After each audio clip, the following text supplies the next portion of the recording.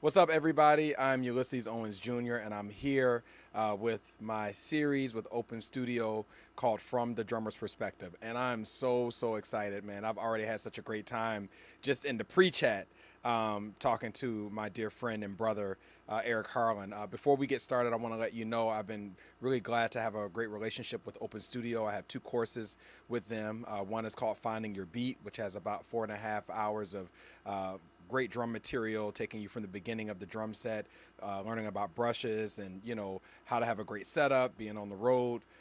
So it's a really cool comprehensive course. It's my initial course that I designed with them.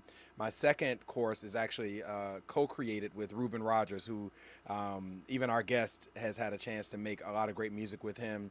We created something called the Art of Swing, and it was really out of a conversation to create something collectively with a bassist and a drummer to talk about all of the positive connections or sometimes discourse that can happen between the bass and drums. So we have that course that came out about a year ago, and I'm excited to be actually as of next week traveling to St. Louis, and I'm going to be recording my newest course, which is going to be called Back to Basics. And it's really for beginning and intermediate drummers, really understanding kind of the basics of how to play jazz drums and all the different grooves that coincide with that.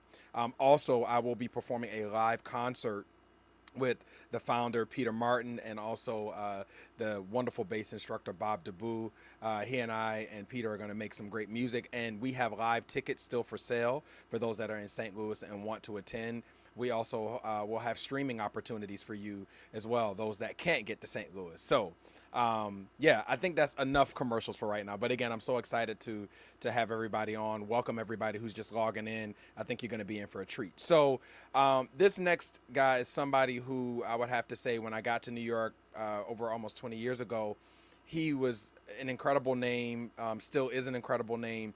But I think what made me so drawn to him is obviously he can play the heck out of the drums, but was his innovative ability. He is somebody who, to me, every time I walk into a club or a studio scenario and I get to experience his playing, he teaches me something new about the drums. And I remember getting a chance to hang out with him and another incredible drummer, Otis Brown III.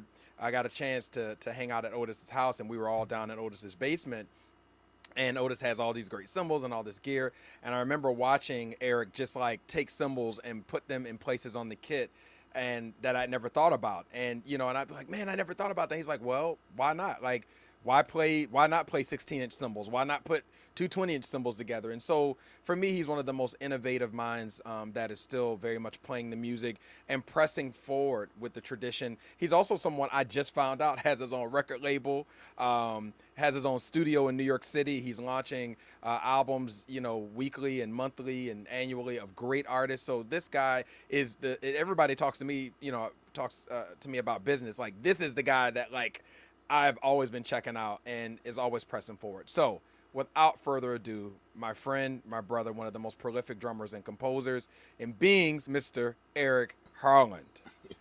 Yo, what's up, man? See, I bragged for you. Man, you went all the way in on that.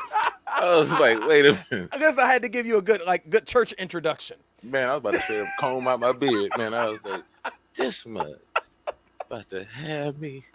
Cause I Change my know step. me and you share a couple things in common. One is, we come from ministry, so I had to set you up because you're the There you go. bishop. So What? I didn't know you was in the ministry. You did the ministry. You went to yeah, theology? man. I didn't go to theology school, but I was a licensed minister for a few Absolutely. years, man. Yeah, I was leading Bible studies, doing all that, and I know you had that background. Oh You went a man. little deeper than I did, right? Man, that's my thing, man. That's the core Yeah, of everything that I do, yeah, honestly. And it's we live in a world where it's really hard to talk about, without people feeling, I don't know, like you're coming from a certain direction. And I never want to sway people in any way. So my energy is always like, look, it's all good. yeah, Um, but the time I spent with that, yeah, continue to spend with that, yeah, is something that's very special. And that's, it just comes out into the music. yeah. John It's, Coltrane had a love supreme, it, it, yeah. it meant something, so, Yeah, it's deep, man. When I was looking for videos to post, to talk about our conversation coming up, I started watching a lot of old videos of you with Terrence and, just all the different things you were doing. And one thing that kind of really stood out to me before we kind of get into your process was like when I watch you play, it's very meditative. And it's like this very organic thing that's like, so it's interesting to hear you talk about your spirituality and how that's your core. Like, can you maybe like give us some insight into like what are you considering when you're playing, or what are you like, what is that flow you're trying to get into, Um, well, I guess that's the hard part, to describe it in a way I think takes me out of the flow, because the flow is it's like the water has no direction per se. Ooh. It's just the comfortability with existing in a certain moment, and you never know if it's going to be comfortable. That's the funny thing. It's just all of a sudden there's something that has your back. There's something that just goes like, oh, it's cool, and you don't know what that is. And I've enjoyed just experiencing what that is without trying to define it too much for my own personal self, because we can get caught up on labels. I mean, you understand, and we do the research and we read, and we understand the sages and all the ministry and the work that's going on. But there's something about personal engagement with something outside of yourself that has a way. I even go, well, I don't even know if this is deeper. It's not. Let's do it. Yeah. Well, it's more like this. You can have a personal engagement with something outside of yourself. But what I found to be wonderful is that engagement doesn't end with just you and what's outside of yourself, because everything is outside of yourself. So when you have that engagement with something outside of yourself, you're pretty much having that relationship with everything.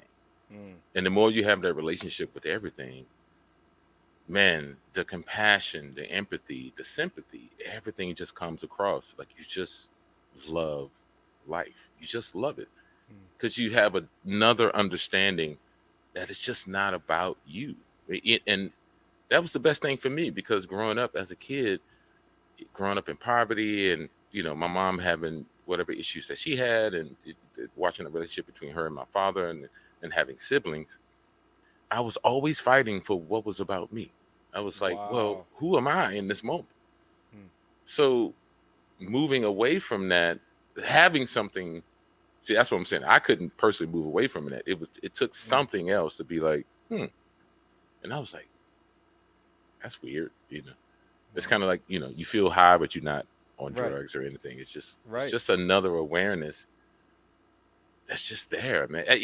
Like I said, I'm out of the flow already, just trying to explain it. Like, it's just, but, for what it's worth. I love it, man. I love it. Yeah. So I want to dive in, man. You started talking a little bit about your beginnings as a young boy. I know you grew up in Houston, right? Yes. And Yes, and so I have to ask, what is in the water? Because come on. is Cads, Kendrick Scott, Jameyer, Chris Daddy Dave, Right. Damian Reed. Then that's just some of the drummers. Then you've got, then was it Mark Simmons too? I think him. Yeah, Mark Simmons. And his son right now is really? killed. And then you've got Robert Glasper. You got all these. All these. Yeah, great, Walter Smith, Mike Marino, Walter Smith, Jason Moran. Wasn't Roy Hargrove? He's from Dallas, so that's the Dallas, thing. Okay. So Roy Hargrove and Erykah Badu. Yeah. The whole Dallas clique is still ticking. Mike Mitchell. Oh, okay. He's from Dallas. Right. So they all went to the Performing Arts High School that's in Dallas. So we went to the Performing Arts High School in Houston. So we got Robert Glasser, Beyonce. That's right. Solange.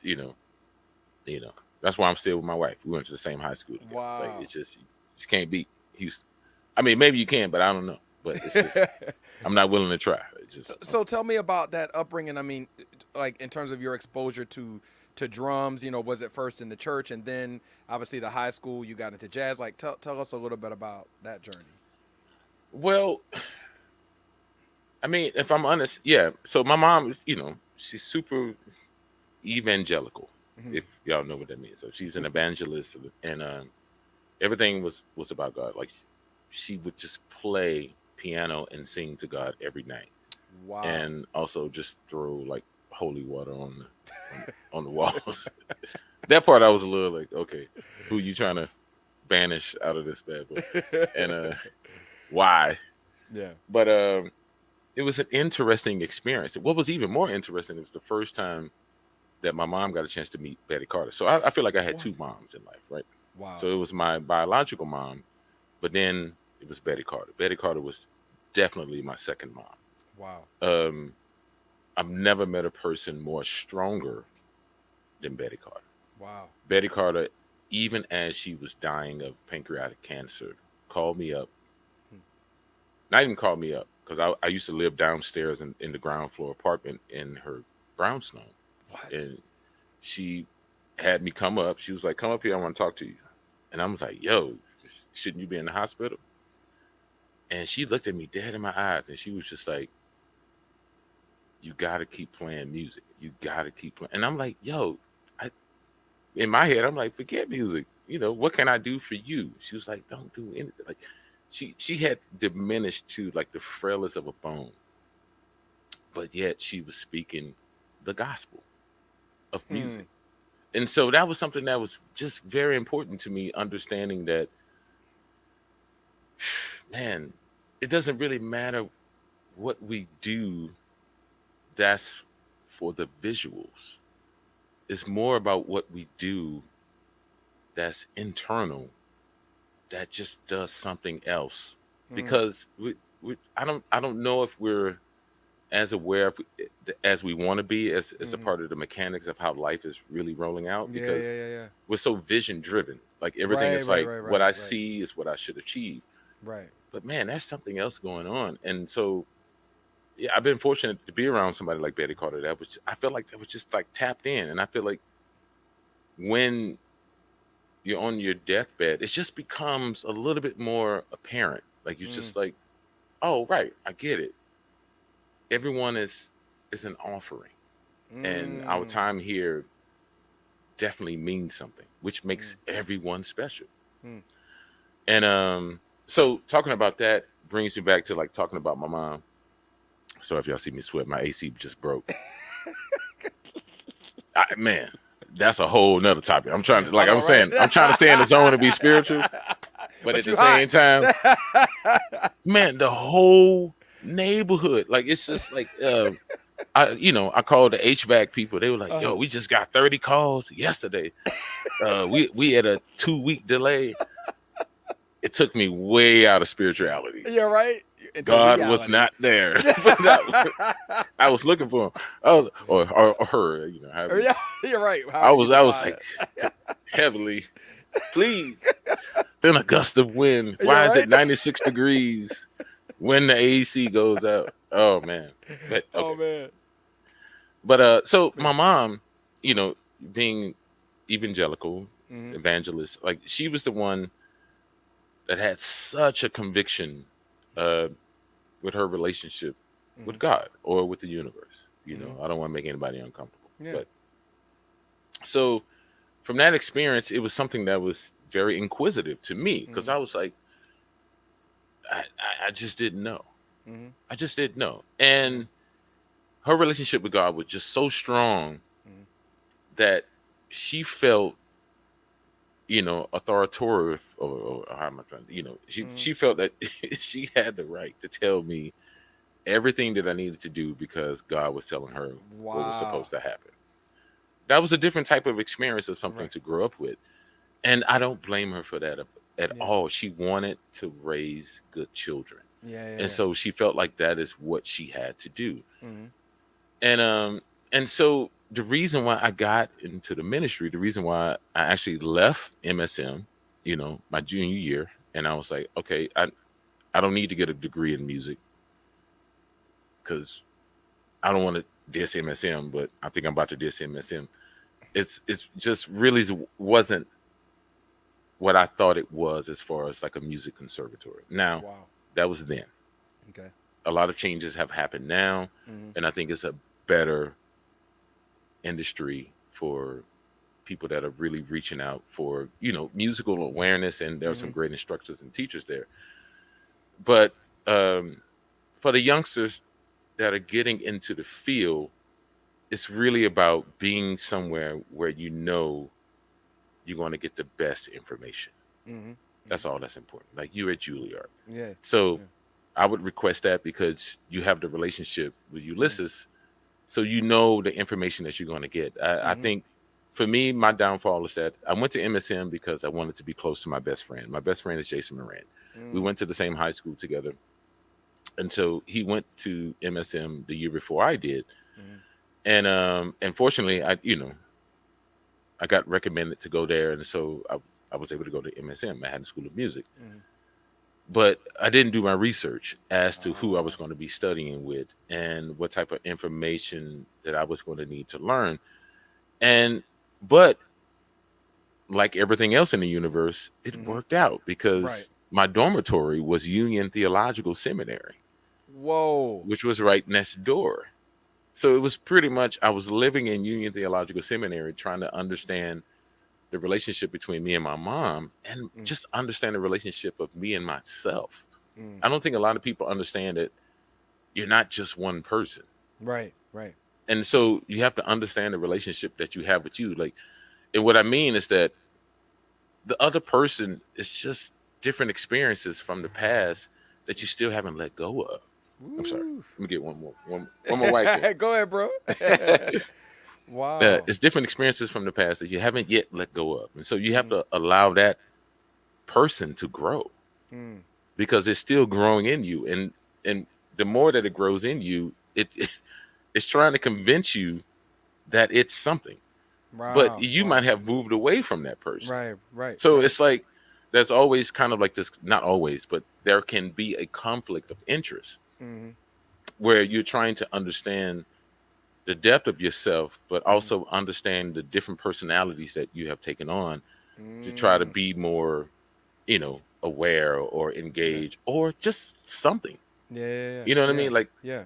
everybody's just trying to be something. Yeah. Yeah. Yeah. So for me, you know, understanding that and the placement of being at Union Theological Seminary and Mm-hmm. then the relationship with my mom, Mm-hmm.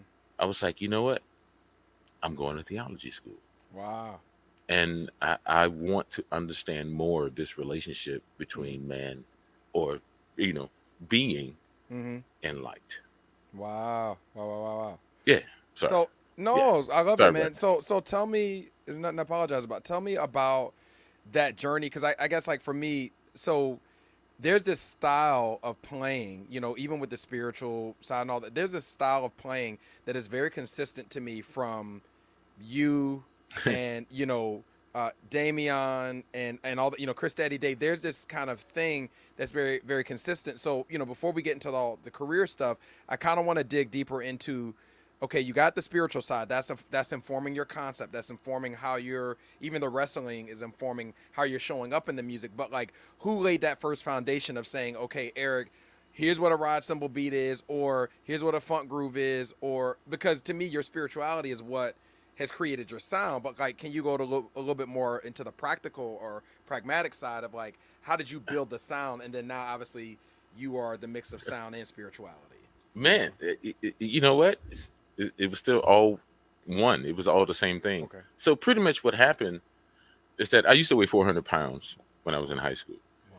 And so even before that, it was my grandmother that. So okay, my first instrument was piano. Okay.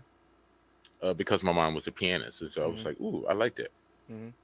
But my mom is, again, like, she's an instructor. Mm-hmm. She was like, "Okay, if you're going to do this, you're going to do this the right way." Mm-hmm. And basically, the right way for her was like, so that you don't embarrass me. Like, if you're gonna go out and play piano, you got to be killing at playing piano.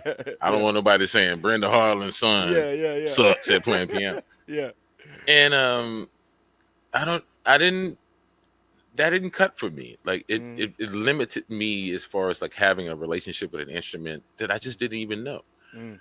And so I gave up. I mean, no, I still play piano in private. I just never played piano around my mom because she was always going to correct me, which, you love that, Right.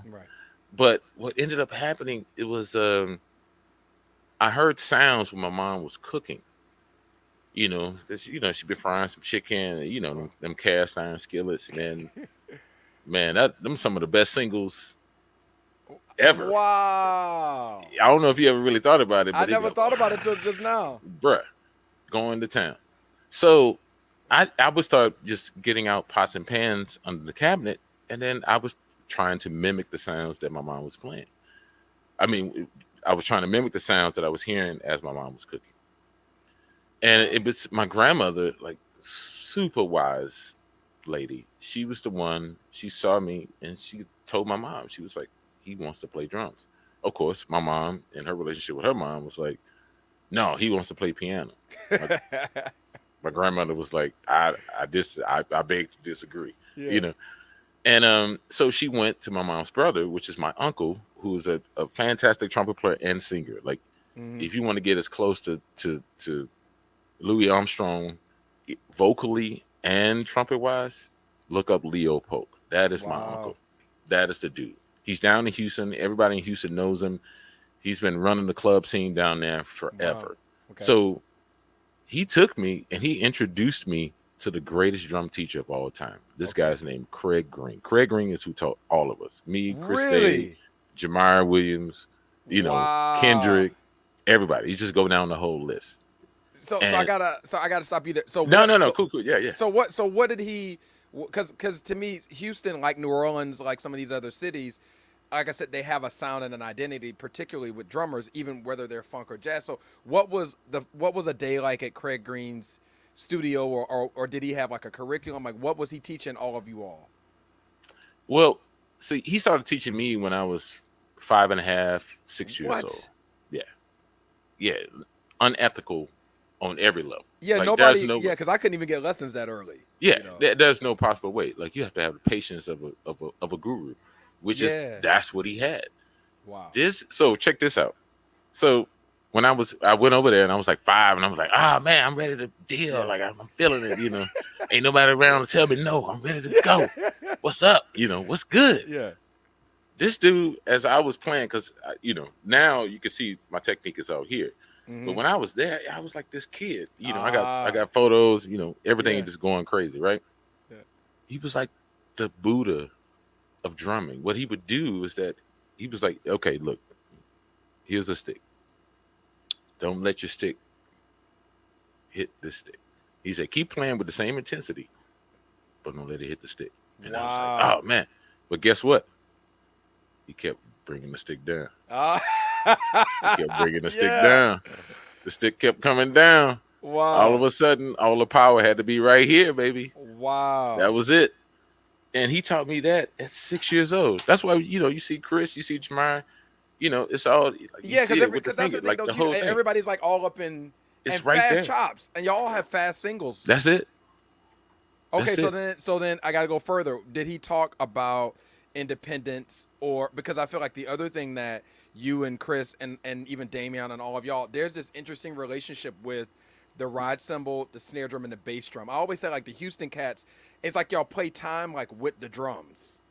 So it's almost like this like kind of bottom up approach. It's a I think that's just community, man. I think a lot of us just really love music. Yeah. And I mean, like, a day, say when I was like 17 or 16 years old, like back in Houston, was putting on like an Impulse cassette tape in the truck of Sonny Stitt, and me and my homies just geeking out on it. Wow. Like, that's what, and we were driving around town like, oh my God, this is crazy, like, trying to figure out who the rest of the band was, Wow. And so having that relationship allowed the conversation to go forward. So, I mean, and it really goes deep, because me and Chris Dave are actually cousins. Like, we grew up together. Yeah. We born the same day. Like, I mean, he's older, but we're both November 8th. And so I would go over to his house, his mom's house, and all we would do is play video games and listen to Marvin Gaye, Hear My Dear, because the drama that was on there was so killer. Like, the groove was crazy. We were like, how is it even possible? And then sometimes we would put on like some Dennis Chambers with, P-Funk, like, just trying to understand everything. And I just remember, like, one day we were like, man, there's no way that all of these drummers are doing that at will. Like they're not just playing it because it's something that they're thinking about playing. They're playing it because it's already in their vocabulary. And that changed the whole thing for us. Like we were like, oh man, it's no way to play the baddest solo you want to play from a thought process. You have to be out of mind. Like you have to pretty much show up, and it's just in your so then we started talking about the importance of muscle memory. And so it changed the whole scape. So I was like, yo, we can practice everything that Dennis is doing, everything that Vinny Caliula is doing, everything that Elvin Jones is doing, everything that Tony Williams is doing, but it's never going to be enough. It's never going to be the same. What we're missing is authenticity of how we relate to the actual instrument. And so we were like, yo, all right. And so it's, what we actually started doing was this thing called on and off days. Basically, on days like I'm sorry. Oh, I think my camera was getting a little weird. There we go. There you go. Yeah. On days means that you just play verbatim exactly what you hear on the recording. That way you develop the vocabulary of something that you hear, and you have the relationship so that you can relate to everybody that you play with. So when somebody plays something, you be like, oh yeah, I knew that from this recording. It's like, cool. That's based on vocabulary. But then the next thing is like off days. So off days means that you just play whatever nothing. I mean, just sound like an infant child. That develops a lesson of freedom so that you're not restricted with what's happening musically. Man, I love that, Eric, because I feel like growing up in the church, you and I both, like, there was a large part of our vocabulary where we were learning music for other people. Yeah. And I remember, my dad would, like, come in my practice room and be like, yo, like, you need to play to the radio. So there was always this structure. And then my mom was like, well, you need to play with the choir. So I remember when I had a practice studio, it was like I would have those days where I would just explore. It was just so to hear. But I love this concept of like on and off days of, yes, we have to make sure we're transcribing, make sure we're getting that information, because that's where our language comes from. And also the understanding of how to fit into what we do. But also there needs to be that play time. So I love hearing that from you. That's really. No, it's true, man. Because without it, I don't know. Yeah, I guess without it, it's just you don't. I don't know. Some of these things I feel uncomfortable really talking about, because it's I feel like every person is so different. Yeah. And you have to allow every life to walk its path, right? Right. That was just my path. That was just something that I went, and it doesn't make it right. It's just a different thing, like if you talk to Elvin Jones, probably was something totally different. I mean, you talk to, like you said, talk to Damian Reed. Yeah. It was something totally different. Like, some cats are playing drums just from the energy of just being hated their whole life. Yeah. That wasn't my thing. And, but I respect that, because it's something that, has a way of, transmitting a certain energy that you're like, wow, like I do wonder why, Tony Williams died at 60. Somebody that was so prolifically sounding at 16 years old, and so he finally got to play with Miles at 18, but even while playing with Miles, he was playing with Andrew Hill, like, so he understood the avant-garde scene, but yet he also understood the tradition of everything that was happening. And I think that's something that's so deep about that dude, and all the stories that I've heard from talking to like Herbie, or even like, man, I spent so many years talking to all the gurus. I mean, Charles Lloyd, he always had stories about Tony. Mulgrew Miller, man. Me and Mulgrew, man, we would make drives into the city playing gigs with Dave Holland, and then the whole ride back, he was just like, yeah, man, Tony, man, wow, it's crazy. And I was like, what was so crazy? And he was just like, it's just every day was different. Wow. And I was like, how is that even possible? Like, he was just like, yeah, he was like, if you were too attached to something, he found a way to just burn it up. Like he would just break you Wow. free of whatever it is you thought you were doing, even if it was something that didn't make sense. Yeah. It always still made sense. And I Yeah. was like, Wow. Yeah. man, it's Yeah. I love it. I love it. So I I'm want sorry, to. one more No, way. please go ahead. Please. Yeah, go ahead, bro. Wipe as much No, as you no, need. it's Man, hot. 96. Let's go. 96. Man, so I want to ask you about some of the different bands, right? Because like when when I posted your video and people knew I was going to talk to you, of course, I told you a lot of people ask about your relationship with Zakir and Charles Lloyd. And then, I first really started understanding your playing, really starting with Terence and then obviously working backwards, understanding what you did with Betty. So can you maybe just take me through like a little bit of like, okay, you shared, what Betty sort of infused in you in terms of to play the music, but maybe a nugget you learned from playing with Betty. Then like obviously with Terence, I mean you did film scores, you toured, and I feel like his band kind of got into a certain vibe and a newer sound with you. And then obviously Charles Lloyd. So any of that, anything you want to share, kind of more directional about how those experiences were, for you. Um, Man, they were all great. Um, if I mean, Betty was her own experience, Terrence was his own experience, and Charles Mm-hmm. Lloyd was his own experience. So I give you all three. So Okay. Betty, um, it was actually Mark Shim who was the Mm. catalyst for Betty and Terrence actually. So Wow. Mark Shim was already playing in Betty's band, and so he told Betty, he was like, "Yo, my friend Eric Harland's a drummer. We probably should get him in the Jazz Ahead program." Betty was like, "Cool." So that was around '94, you know, '95. I guess I'm more honest. So about '95, I'm still up in MSM. Jazz Ahead program is actually in New York, and we're trying to do a show for at BAM, Brooklyn Academy. Mm-hmm. So um, I don't know. Something just happened. Like musically, me and Betty just met somewhere. I had no idea. All I know is that okay, '96 comes up, and I'm like, I'm gonna go do theology. I'm Mm-hmm. not really feeling this music thing. I get a call from Greg Osby Hmm. because I had did a recording with Rodney Jones, and Greg Osby was the alto sax player. Greg Osby Mm-hmm. was like, "Man, what happened? Where you been?" And I was like, "Man, I'm back in Houston. I'm just chilling, you know." And he's like, "Well, I got this tour. Do you think you can make this tour?" And I was like, first of all, let me check with my mom's because if my Yeah. mom say no, it's Yeah. just I'm not the authoritative one here, so Mm-hmm. I gotta play this smart.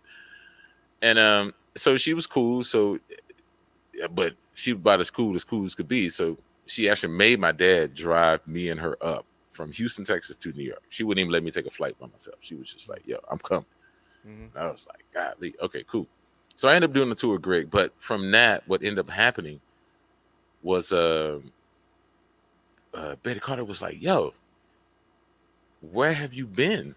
And I was like, "I'm just doing this tour with Greg Osby, but I'm living in Houston, Texas." And she was like, "What are you doing in Houston?" And I was like, "This is where I live. Like this, I'm here with my parents. Like I can't afford New York. That's not my thing." She was like, "Well, come live with me." And I was like, Wow. I was a little scared at first. I was like, I don't know where this is going, Betty. I love you, but I don't think my mom's gonna be cool with that. Yeah. Like, Right. but she was straight up like, "No, fool, I ain't, whatever, Yeah. real, just real, dude, all the time, Yeah. just real, just hands down real, all the time." Wow. And she was like, "Yeah, I have a ground floor apartment. I just kicked my son out. You can live in that spot." And I was, "Oh, okay, cool." Man, she let me live there rent free, bro. She was like, What? "You can live here rent free as long as you play in my band." And I was like, "All right, dude." It was like a duplex. It was a ground floor apartment, but it had a basement. So the basement had its own washer and dryer. Man, she had it hooked up. So I packed in. I had my homie like Marshall York. He's another drummer. Like a lot of Mm-hmm. people don't know. Okay. Like him and Chris Day were like more best friends than even he and I. Mm-hmm. And Marcus Baylor was Yeah. living in Brooklyn. Mark Collenberg. So everybody brought their drums over. So all we did at Betty's was have drum sessions. Come on, man. That's all we would do. That's all we would do. We would just play, like, set up 4 drums. And we would just blast all day long. That's how we got better. That was it. Like, we were just challenging each other. Like, yo, what you doing? What you doing? What you working on? Boom, boom, boom, boom, boom, boom. I mean, I posted on IG. I had one of the pictures where I was picking up symbols from Marcus, with me and Chris. Chris was, looking all like 14 and whatever. Wow. And but so that was that thing. So that was my relationship with Betty and spending that time with that. And then, the sad news that, she got diagnosed with pancreatic cancer. And that was around about 1998. But the most beautiful thing about that story is that the very last gig that Betty did, guess who played drums? Come on, man. Greg Hutchison. Wow. Greg Hutchison came back because I couldn't make the gig. And so that's what transitioned me into Terence, because Terence had called me to do a gig. And I didn't know that was Betty's last gig because I didn't know she had got diagnosed with pancreatic cancer. So she was just like, I got this one gig. Can you make it? And I was just like, well, this cat Terence just hit me up. Wow. You think you could let me roll out on this? And man, she was like, all right, whatever. Betty. Yeah. She hit up Greg Hutchison. Greg came back, killed it, man. And then that was it. Wow. That was it. Like, I was just, man, I was floored, bro. Like, I couldn't believe it. And so me and Greg tried to talk about it, but it was hard to talk about it through the tears, man. Like, we just couldn't stop crying, because Betty wouldn't let you cry. Like, when I went up to talk to Betty, it was just like, yo, you about to, whatever. Whatever. We're trying to be practical. We're not trying to get into it. So, yeah. No. It's cool. We got a certain amount of time. So that was the transition that brought me into Terence Blanchard. Okay. Because Terence Blanchard was like, yo, I know you with Betty. Just let me know if you're cool. I would love to have you in the band. So that's the affiliation with Mark Shim, because Mark Shim was playing with Betty. And even at the time, in the beginning, that's some old BET clips. So the beginning band was Mark Shim, Betty, Curtis Lundy, and it was 2 drums. Wow. It was me and Nate Smith. Wow. Whoa. Bruh. Oh man. I want to see that video. It's on YouTube. I'm sure it's still there unless somebody took it down. But that was, man. I was looking at Nate because Nate Smith's older than me, and so I was like, but he had so much information already. Like, Nate Smith already had all the Ralph Peterson information, so I was just getting to know Ralph Peterson. And I was like, I knew Ralph Peterson from listening to OTB, because and all the stories I heard about Ralph Peterson is just that he was a trumpet player and he just switched. He wanted to play drum. But I also heard the deeper story that Ralph Peterson gave up drums because he heard Tain. And so, no, I've never heard that story before. Oh man, Ralph Peterson said he went to Blues Alley, heard Tain playing, which I have to agree. Yeah, Tain was killing. Still killing.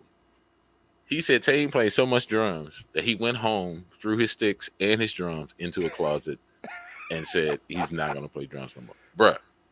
Man, so I obviously Tain is killing at any era, but I interviewed Harland last week, and Harland talked about the same thing, how like he felt that same pressure from Tain because he was joining Wynton's band. So Tain is obviously great in any era, but I mean, he must have just been scaring everybody because even Harland talked about like the pressure of trying to be Tain. You brought up Harland. So Wynton Marsalis was actually the catalyst of how I got into Manhattan School of Music. He wrote me a letter of recommendation. He did a master class at the high school. So a good story about Harland is that so Wynton, was playing the show in Houston. Harland was the drummer. So Wynton was like, yo, spend the day with me. Let's hang out. And I was just like, cool. And so I got a chance to go backstage. The first moment I met Harland Riley, he was like, I heard you can swing. And I was like, all right, that's a lot of pressure. I might have did good today. Yeah. He pulls out brushes and a phone book. No. And he was like, show me what you got. And man, I was sweating bullets, man, just trying to sit there, trying to figure out like, man, what did somebody hear? Because when you're like 16 years old, you don't really understand what swing is. It's just kind of like something that you're trying to attempt. Right. And man, the pressure was on. So yes, I do believe what Harland is saying about Tain, because Man, Tain. I mean, come on, man. It's just.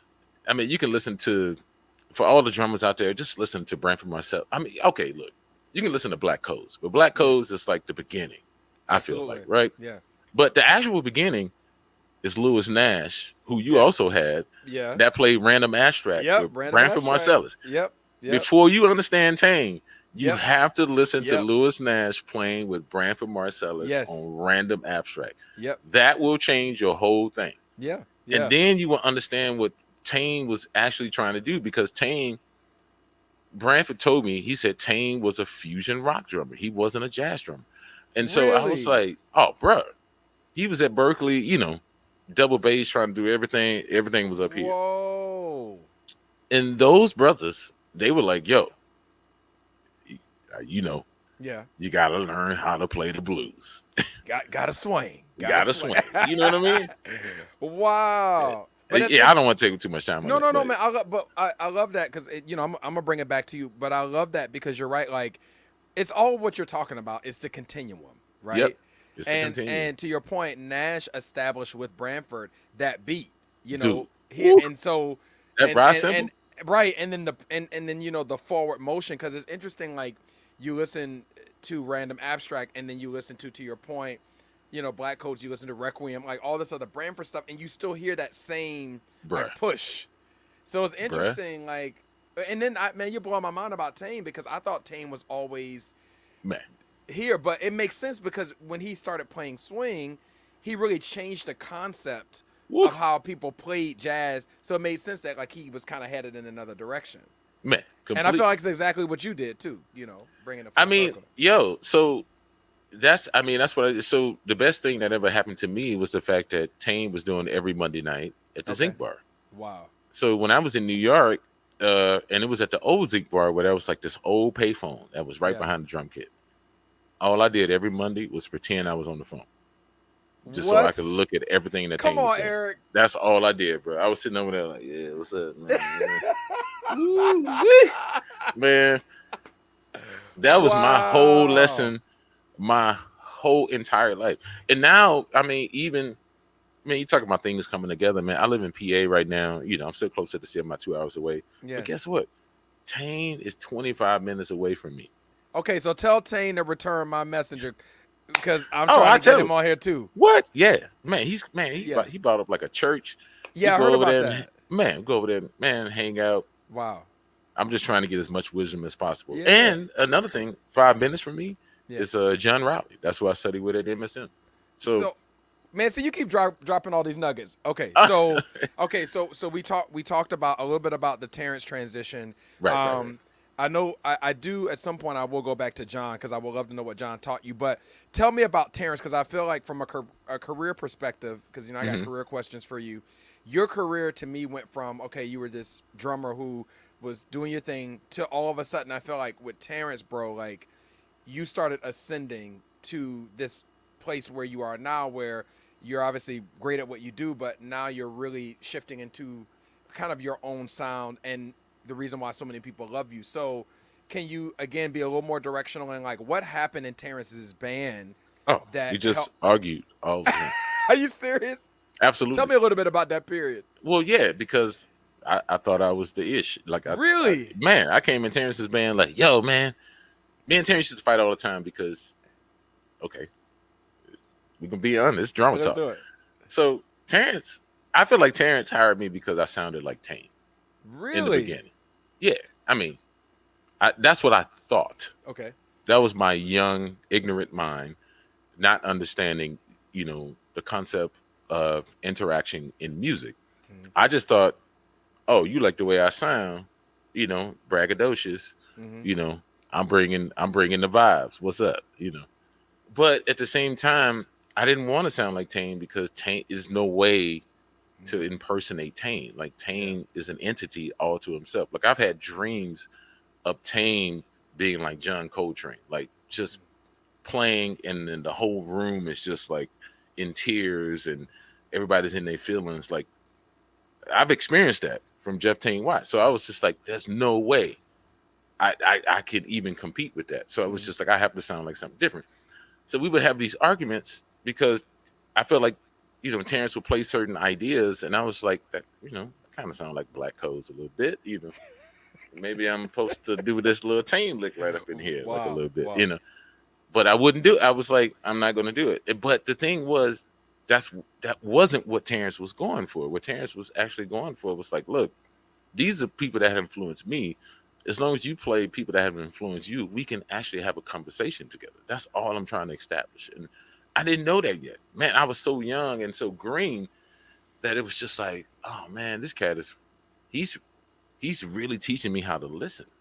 Wow. No one ever taught me how to listen before. Like, Whoa. everyone just told me what to do.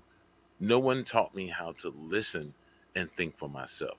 So Terrence was the guru in that. He was just like, man, if you can't play from something that makes sense to you, it ain't gonna make sense to anybody else. Wow. Wow. And that was it. And that was it. Okay. That was like, you can call that the new golden rule. Like, it was just like, if it don't make sense to you, Yeah. it don't make sense to nobody else. So, no, please go. No, go ahead. Go ahead. No, that was it. That's it. So you go through this thing with Terrence, and then I feel like after that you start kind of expanding into obviously playing with your peers. You and Jason have this thing. Like Charles and all these different cats.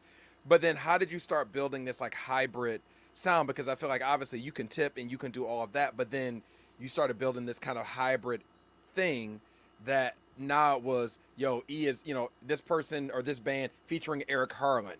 it went from you being the drummer to like you were the guy like really shifting the entire conversation, Man, it's just, I call it information to the date. It's like, Wow. pretty much, you are a house of the information that you have gathered throughout your whole career, throughout your whole life. And I've just been fortunate to have great situations, like because I was playing with Betty Carter. We opened for McCoy Tyner. Wow. That's how I got to give McCoy Tyner. McCoy Tyner called me up, was just like, I just want to do a duo. Hang. What? Man, he was even trying to pay me. He was like, yo, I'm gonna pay you. Just come, let's just play duo at SIR Studio. This is like 2002. Wow. I'm like, really? Bro, dreams come true. And man, we went in there, we played. I was just like, man, this is everything. And then not long after that, I mean, dude, well, actually before that, this was earlier, I got called because Stephen Harris was playing with Joe Henderson. And so I remember just being in Brooklyn, just chilling, and I get a call like in the middle of the night. Stephen Harris like, yo, can you come to San Francisco tomorrow? And I was like, yeah. And he was like, yeah, Joe Henderson needs a drummer just to finish out these 2 gigs at Yoshi's. And I was just, all right, cool. And I just rode out there. And man, I remember sitting in the car with Joe Henderson after the gig. Wow. He had the venue pay him in cash. I'm hoping I'm not getting him. Well, he's gone. Hey, he's gone now. Yeah, right. Ain't nothing the IRS can do. I mean, about that. I know, right? The estate. You know what I mean? Like, oh, get the money. Well, it's over. Oh man. But he had this wad of cash and something else. But he was like, man, how much do you think you should get paid? He asked me that question. He asked you that? In the taxi cab. We was in a taxi cab going back to the hotel. Just me and him. And I was just sitting there like, I didn't know what to say because I was like, man, I feel like I've been paid because I played with you. And he was like, all right. And then he just grabbed a wad and he just gave it to me. And I was just like, man, So the thing about these legends and the depth of, these pioneers that have come before us is, man, like they're not just the playing and who they are as people are not separate. Like they're some of the deepest people that I've ever met. I mean, There's no superficialness at all. Like you can't walk up. You couldn't ever look. Okay, I have a great story about Joe Henderson, right? Please. All right, so this one is I mean, it might be corny to some people, but to me, I found it endearing because it was like after the gig, somebody wanted to come up to Joe Henderson to say hi to get an autograph. Joe Henderson was just, it was like pretty much the best blade I ever seen in my life. Like Joe Henderson was just like, oh man, oh wow. So the person was on one side of the door was wide open. Joe Henderson was pulling the door closed while saying, oh man, oh wow, man, oh man, wow. And then he closed the door and he looked at us like, whew. And I was like, yo, that's heavy. Because, he just wasn't fake, man. Like, and I feel like that's, so I guess to get to the point of what you were trying to make, it's like what has got me to who I am today is that I never hung around fake people, man. Wow. Like all of these people were just so real and so genuine. Yeah. They showed me a side of themselves that liberated me. Yeah. You know what I mean? Like it just, it took me out of something that I thought, not even thought. Like it was just like happenstance, whatever. Like it was just something that just really, it just touched me, man. It touched me really deep. And I was like, man, I feel this, Yeah. No, I love that. So you know me, I'm gonna keep prying. Okay. So let's talk about, as we keep talking about this journey, because I'm gonna keep pushing you about Zakir and Charles and those cats. But same. talk to me about also the gear, like, because come on, E. I know you all metaphysical and spiritual, but come on now, bro. Like I mean, even the symbols you're using there. I've copped your setup for years. Like the Yamaha drums and the if I was looking at a video the other day of you where you had like the snare drum in the place of the tom, and I feel like as you're evolving, bro, I feel like your setup is getting weirder and weirder.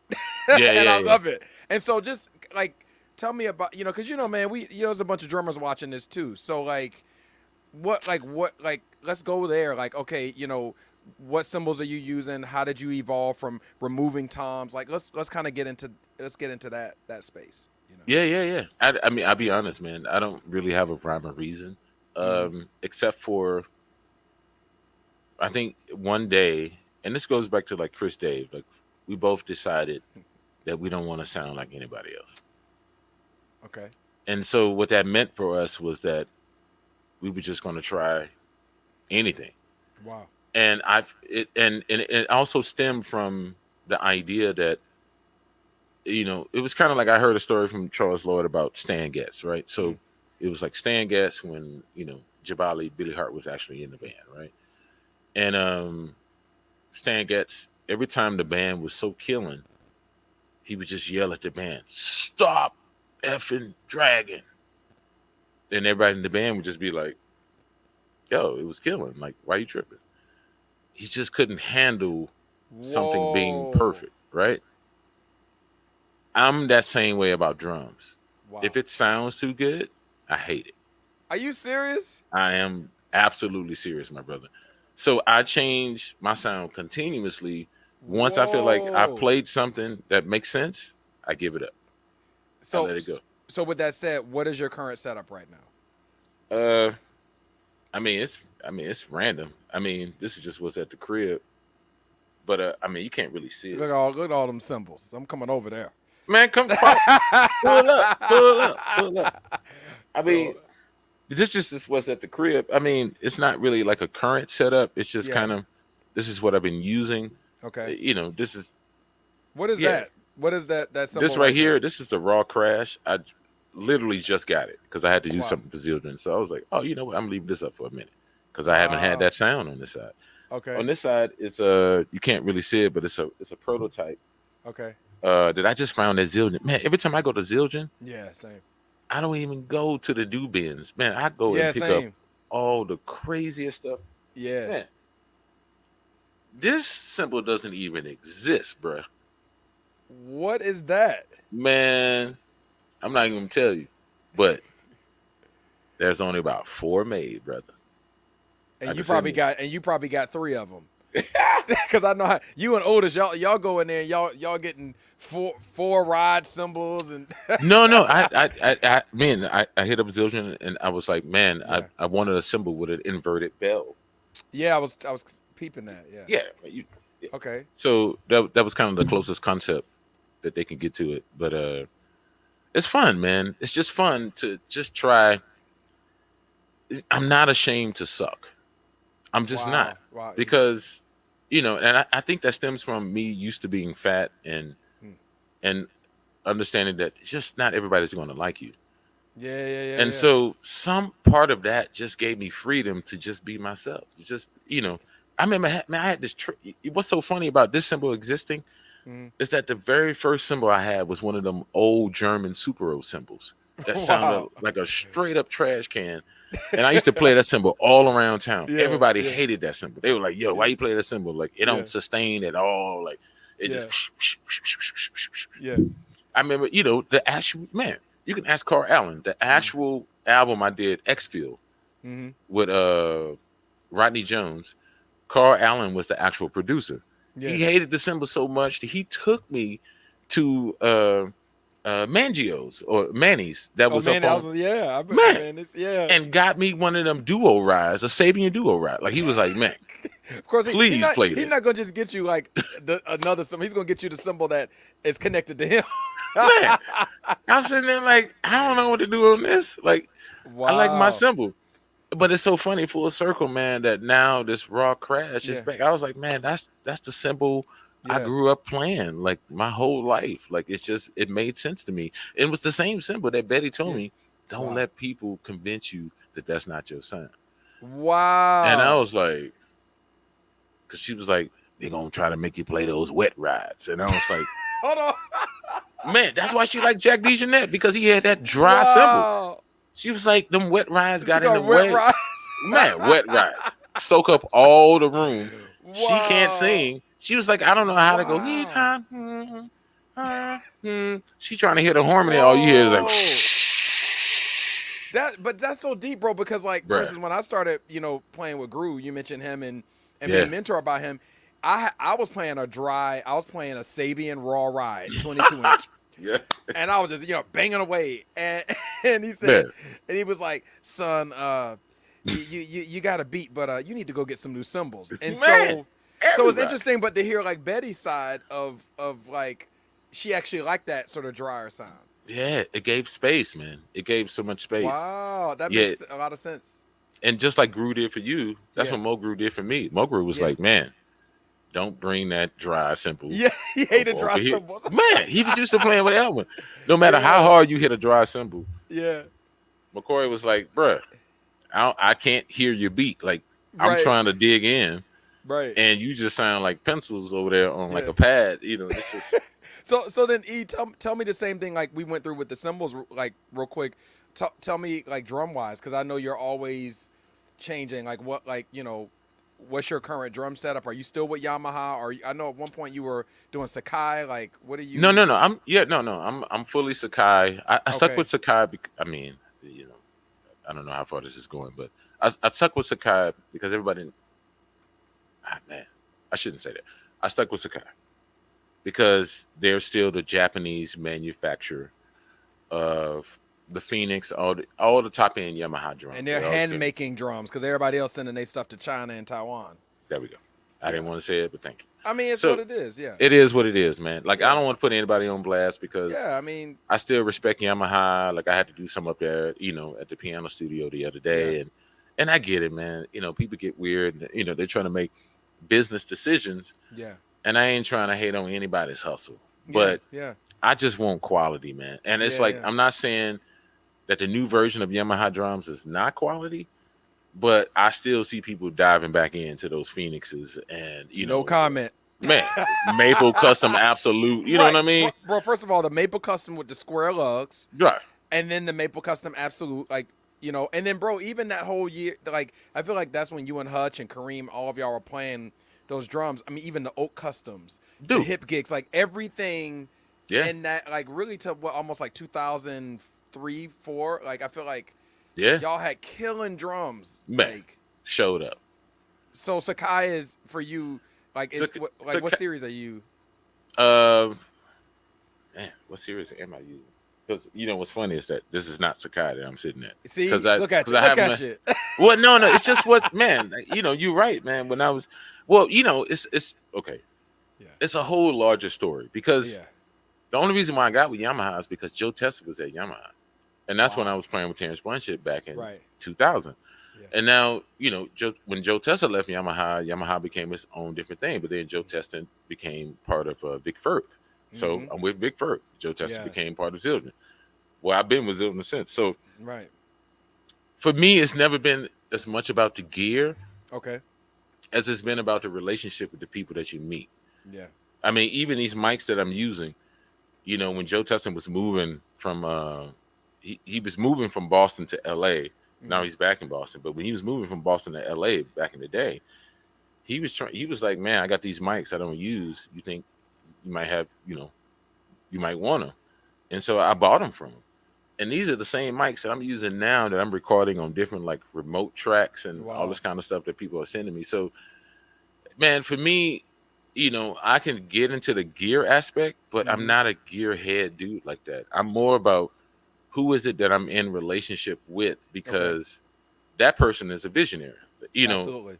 and their vision, it just never ceases. Like it casts us over time. Yeah. And the more you can be in relationship with something like that, it's just like you don't, the gear is always just going to be extra gear. It's always just going Yeah. to be something else. And I, you know, don't get me wrong. You know, you see the keyboard in the back. You know, I Yeah. throw stuff up. Right. Man, I don't even. You know, No. it's not really my thing. Like, it's just Yeah.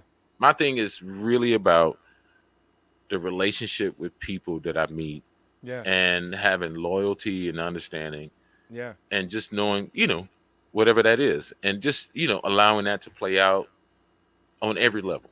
On Well, every level. and I feel like to also agree with you, Eric. Like I feel like I was in that space too, like years ago, where same, you're measuring everything you're doing analytically and this cymbal and this drum, and Yeah, now I'm at a place in my life and my career where people are like, man, I love what you're doing. yeah, It's yeah, obviously we all got stuff, that thank God we're being, shipped to the house and gear we're trying, but it's yeah, really about your spirit through these dude. instruments.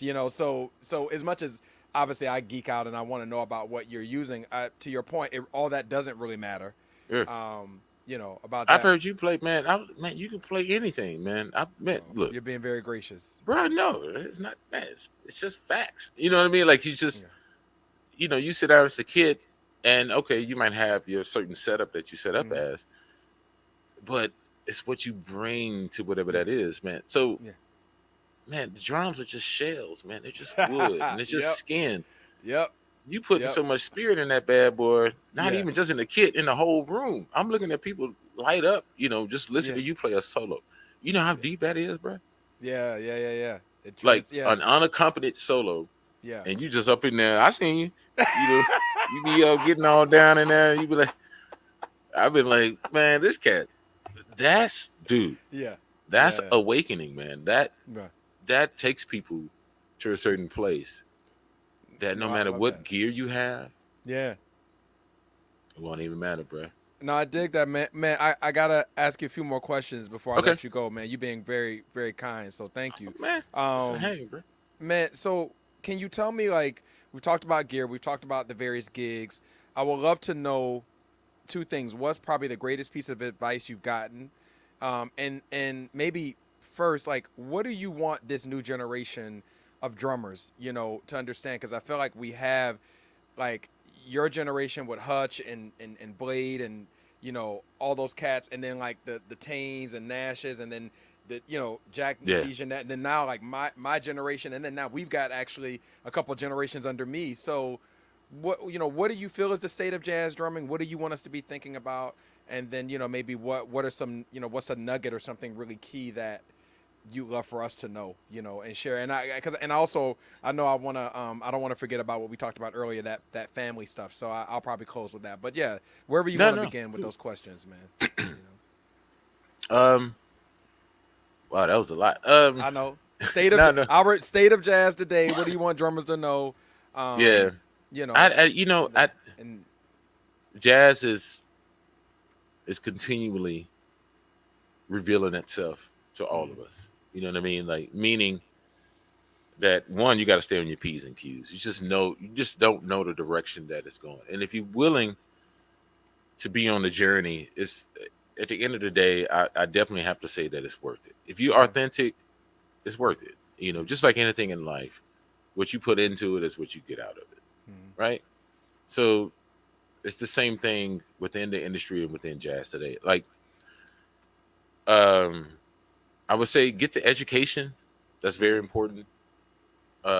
Just so that you can have a deeper understanding of what's going on in the industry, and maybe you can manipulate something in a different direction for yourself. So to clarify, Eric, you mean, because I say this all the time, you mean finish your degree, or even to the point of maybe a terminal degree, music, like Yeah, man, all of it, okay. because you know, I know we give having a degree of hard time, and a lot of great legends back in the day just didn't graduate college. I get that, but it was a different time then, and not graduating, college, in the 50s, you was already going on the road, and you understood what that was, and you was going to make the money and make the means happen. But it's like now it's just a different time.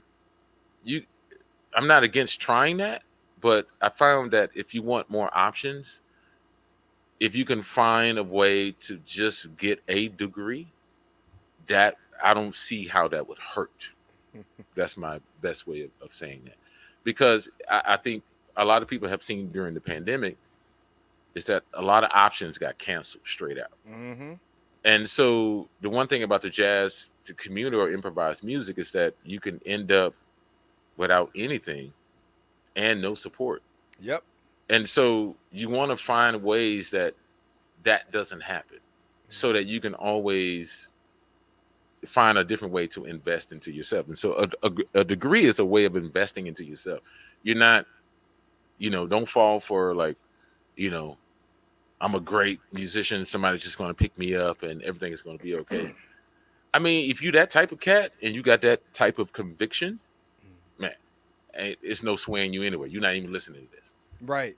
But right. For those that are just kind of on the fence, man, go ahead and get that degree, bruh. Just go ahead.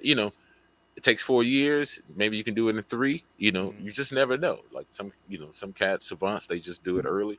Mm-hmm. You just go ahead and knock that out. And then it's just there. It's just there. Then you can use it. It's like if you as credentials as, okay, like, you want to do teaching, you want to do more master classes and different things like that. It's just, it helps the resume. Mm-hmm. And if you're not into something like that, then, I mean, you really got to work your butt off. You got to play with pretty much everybody possible. And then hope you get like an honorary doctorate or something like that. Just, right. You know what I mean? Like, it's just, it's one of those things. Like, we live in a world that likes accolades. If we didn't like accolades so much, the prim of things wouldn't exist. What is the use of getting a new car? Well, it's because it's an accolade. It shows success. It shows something, So when people see your resume, it needs to speak. It needs to have volume to it. And, but that's my practical side. My spiritual side, man, whatever, live your life. But my practical side is really in tune with that. Like, I'm like, man, okay, like this is very important to how it's being visualized, because I understand that people respond to vision. So vision meaning that when they see those words, when they see that, oh, okay, you're a resident artistic director at SF Jazz, that means something to them. Yeah. You know what I mean? Like, it's just like, oh, okay, you're a co-owner of this, or you're doing that. It's just, I mean, that's why social media is flourishing, is because we just throwing these titles around. They get exhausting. Yeah. And they wear people out. Yeah. But at the same time, if you want someone to take you seriously, you got to put in the work. You just got to do it. Man, first of all, Eric, I appreciate you so much for saying this, because I talk about this in my book that I just released. I have a whole chapter about musicians of today going to college and finishing college. And, I get a lot of flack from certain generations of like, oh, why are you telling those young guys that they need to get out here and hit? And I'm like, well, first of all, what and where is out here? Yeah. Because I don't know about you, but me and you just talked about before we got on the call that you and I both, which you definitely have had a celebrated career, and before the pandemic, you were on the road. I've been blessed. I've been on the road, but we both talked about how we've been home.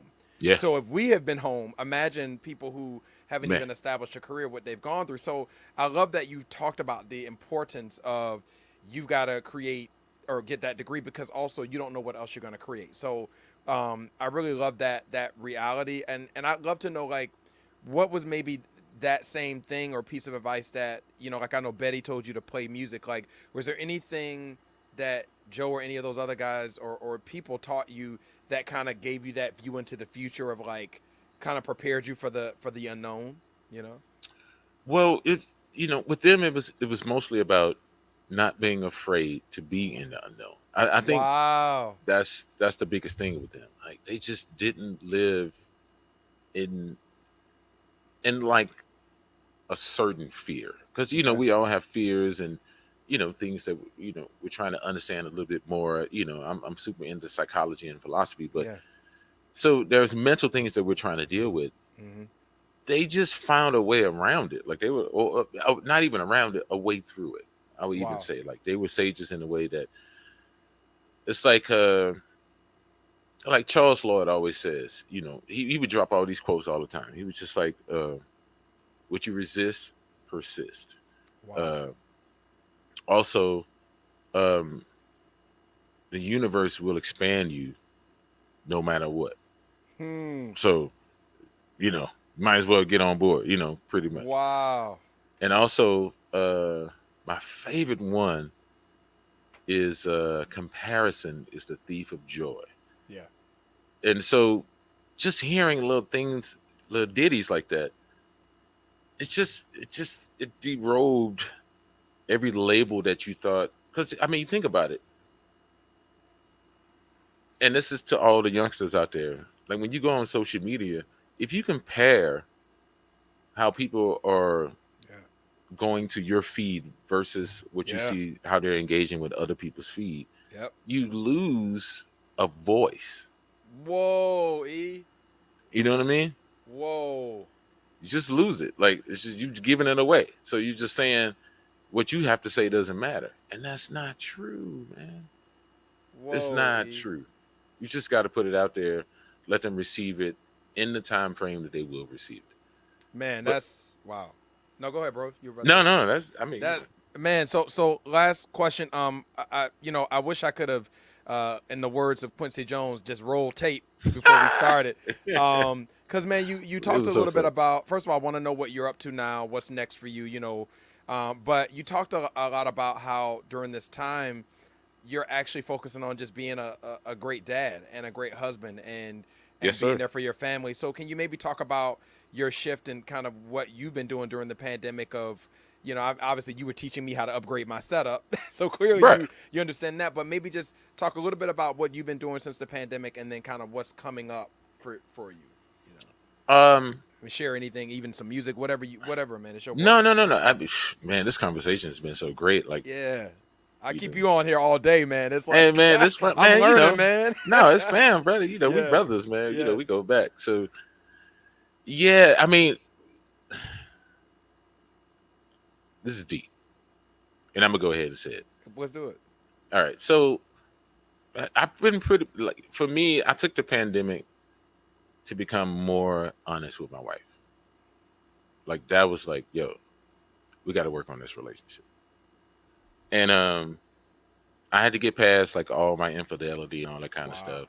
Yeah, I had to deal with it, and I had to be held accountable. So I've turned down. Like I'm not even going to Europe probably to like 2023. Like I don't. The thing about the road for me was, it was a lot of temptation, and I'll put that out there. So now I'm not saying that for the youngsters that need to go out. Like y'all need to go out and do your thing. Like if you're young and you're free, be free and be young. But you know, having a family, and I didn't want to be disrespectful on any level, so I had to revamp everything about myself.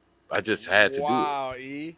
I just I was like, man, if I can't be honest and true, then I'm never going to be honest and true, never. And so Wow. COVID, in that way, was a blessing for me that we were forced to be in the same house for over a year. We've never experienced that in our whole life. And so, it forced us to talk about a lot of different things that we just never surfaced, because there's always was me on the road, and then that was me when I came home. And it was just like, you're only home so much because you got to be on the road making money. So go out and make the money and come home, and then you have expectations. And so it was just what it was. But now it's an actual relationship. And I guess what, man, I Whoa. actually dig it, man. I dig it. Like, it was just like, I want to talk about it. I want to know where I suck. I want to know, because it's like music. If I can't be Bro. a team player in the band, I, then it's just never going to work. And so, but it's the same thing for her. So that's one of the biggest things that I've worked on, during the Wow. pandemic. But not only with her, but also with my team. It's like, okay, Yeah. like you were talking about earlier, like, I'm co-founder of GSI Studios. Hmm. I'm also co-founder of GSI Records. We getting all that stuff together. Hmm. It's the same process had to happen. Hmm. Like, we had to schedule meetings every single week. Hmm. So, you know, note to anybody out there, like, if you're trying to start things, like, what I've come to find out is that communication is key, because not Yeah. everybody understands where you're coming from. Yeah. And you can get caught into your own little, um, I call it like a mud spot, Hmm. just assuming that either people think you're great Yeah. or people think you suck. Yeah. And it's just like, you don't even know if it's true, Yeah. but if you can have the communication, you can begin to iron out certain things Yeah. so that you and your team can grow together. Yeah. And it's like, don't get me wrong, there's going to be a lot of arguments, there's going to be a lot of blame, Yeah. because you have to allow people to speak about things that have hurt them in their past. It has Yeah. nothing to do with you. It's just something that shows up because it's a trigger. And there's Yep. nothing wrong with that. We Yep. get triggers on stage. You know what I mean? Like, Yeah. somebody play that one note, you're like, Yep. man, again? Yeah. It's like, man, God, man, Wow. why Wow. you keep going? It's like, no, not why. It's just, that's what they do. Yeah. But if you can have more allowance in yourself, which is funny, right? I mean, I never got an allowance when I was a kid, Yeah. but I know some kids got allowances, right? Yeah. You remember that? It's like, you get an allowance, that means your parents gave you some money Yeah. Right. based on maybe you did some chores, or Yeah. just the fact that you were in a wealthy community and you Yeah. just got an allowance. Hmm. Yeah. So you got to have enough allowance in yourself, which is also equivalent to equity, so that, Mm. you know, is it equivalent to equity? I don't want to be over speaking myself. Sometimes the terminology. So okay, I get let's where go you're with that. going with it though. Yeah. Equity is one thing. So equity is to participate. Like Ulysses, you have equity. You have trust in who you are as a person, and so it makes it easy for people to jump on board with you. That's something I feel like the younger generation is just missing out on. Like, they're just Wow. willing Steve E. to just fight through it and just make all enemies, and then just expect at the end, like, everybody's like, oh man, you so cool. It's like, you ain't got no trust. Like, nobody trusts you. Like, it just doesn't matter. So I got it, man. I'm sorry, bro, because you dropping some stuff here. I got to push you a little further. Okay. So you're right. You say, and I'm blessed. I'm thankful for what has happened for me. But it's really key. You said a lot of, like you said, that I have equity, or people trust and people Yes. get on board. But I've built that over 20 years. Can There you you talk go. about that with the young generation? What are some things that they can do, or even people that aren't young, but they're checking this conversation out to get better? What are some things you can do to either establish equity or even restore equity or trust? What are some things that people can be thinking about conceptually? Man, the first thing, show up. Woo! Show up. Just be there. Just be there. Whether you're tired, maybe, you don't even like it. I mean, man, don't get me wrong. I don't love every gig that I have to play, Mhm. but that doesn't matter. Right. What matters is that it makes them happy. So that's part of showing up. That's like, yo, you got to be there, show up, be available. Yeah. All those, they're just key tips. And I've seen you done it time after time. Like, if you can manipulate any aspect of yourself, then you can manipulate your own self to be available and to be there and to do Wow. what's considerable Yeah. to benefit the situation. That's, I mean, I don't feel like people are asking for much. Right. I agree. You know what I mean? agree. But I also feel like people just want to fight. And so Yeah. just don't give them room to argue. Like, it's cool. Like, just let it be. It's just another day. You know what I mean? And it's just like, you might help somebody. Wow. And so that's what you do, man. That's why you have equity, is because you take on those certain pressures on yourself, and you're like, okay, cool. Like, no, it's for me to be here right now. Like, I see you working with the children. I see you working with different organizations. That's not easy. People look at it and they want to be like, oh man, I could do that too. No, you can't. Yeah. You know what I mean? It's not, you don't just wake and do that. Yeah. Like, that's a decision. And guess what? It's a commitment. Yeah. And sometimes commitments are hard because it's something that you have to do day in and day out. Yep. And it's, man, you know, it's no way around it. It's not an easy street. And so that's why you hear the legends and different people saying, man, when they say life is hard, it's not that life per se is hard. Like, you can go be a hit. I mean, I'm so sorry. You can go be whatever you want to be. Right. But what's hard is when you have to stick through something. Yeah. What's hard is when you have to make the drive and it's 24 hours. Yeah. It's just hard. You know what I mean? Like, you know, you can pump some tunes and make it easy. Yeah. That's just who you are as a person to see the betterment of what that is. Yeah. It's still a long drive. Yeah. Your butt's going to hurt. You know what I mean? Your legs are going to get numb. I mean, it's just things are going to happen that you can't help. So if I can encourage anybody in the youth, man, it's just like, just make it count. Yeah. Make it count. Make it count. Don't always go for how important you are. Try to see how important they are. Wow. Just try. If it doesn't work for you, it doesn't matter. Whatever. Man, that, first of all, bro, that's the benediction. Man, I want to thank you for coming. I do want to ask you, man, can you, before we got on, you said you wanted to play, or you had some stuff. Could you maybe just play maybe 60 or 70 seconds of just a little bit of something you want us to check out, or a couple minutes or something, and then I'll close us out, man. But I just want to say thank you, bro. Like, oh man, man, thank you, man. Thank you, man. Like, wow. I mean, you know what? I'm just gonna play this because I had it queued up. It's Billy Child. It's not even me playing. It's Brian Blade. Go. Billy Child chamber is in his chamber ensemble.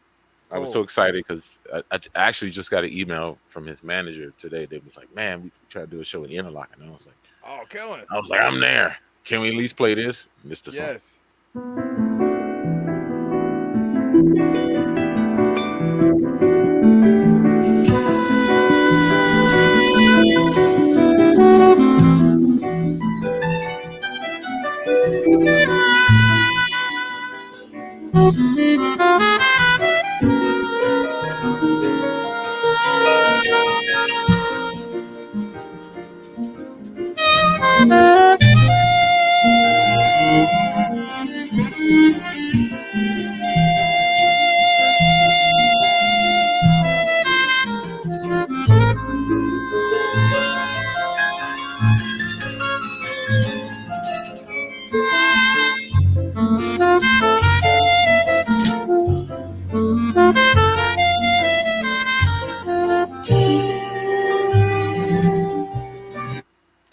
Wow. That's the whole vibe. I mean, we didn't even get. I mean, it's like, but just the orchestration, 12 minutes long.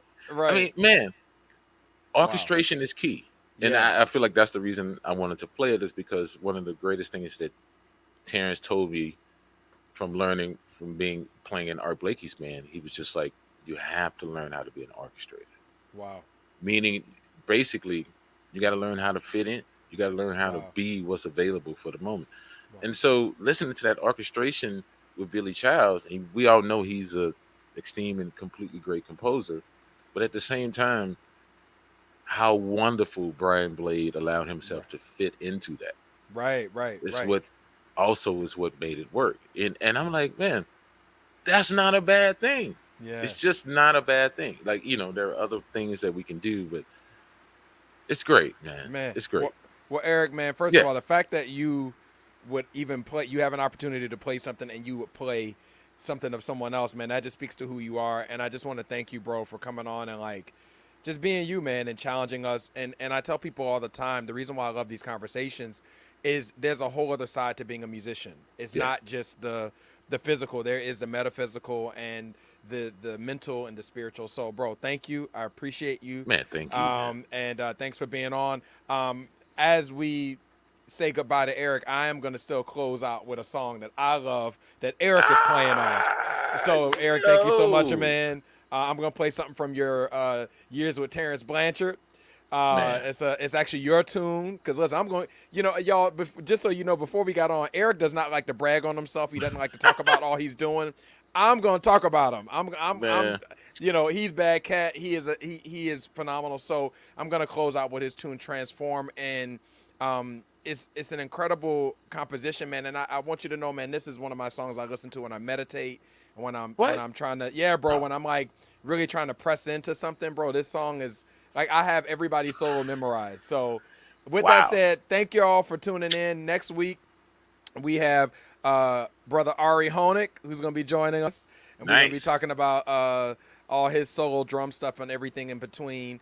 And I just want to thank you again, Eric, for being here. So No, this take is a it great away, thing y'all. you No, doing sorry, it go for ahead. the. E. No, I'm just saying that's a great thing you're doing for the community. Man, So, I'm trying. man, share with your friends, people. Yeah. Blow up Ulysses socials. Thank Please. you. You know what I mean? Because there's only a few people that are just born givers, and Ulysses is Wow. definitely a born giver. Like he's just as you can see, like he's trying to put it off on me and putting it back on him. So yeah, he's a born giver. Show the love. Let everybody know. Fans, look, I hate to even call y'all friends. I call y'all friends. If without you, this doesn't exist. Yeah. We need you as well as other people that to spread the word. Because we're not trying to do things illegally. Right, right, right. Oh, my camera was trying to give up. But that's what I'm saying. Like he's doing something very precious, to the planet, to the drum community, and I hope y'all don't take this for granted. And salute to you, King. I appreciate you. Thanks for having me on the show. Thank you, man. Yeah, See bro. y'all next week. Word. Here it is. Transform.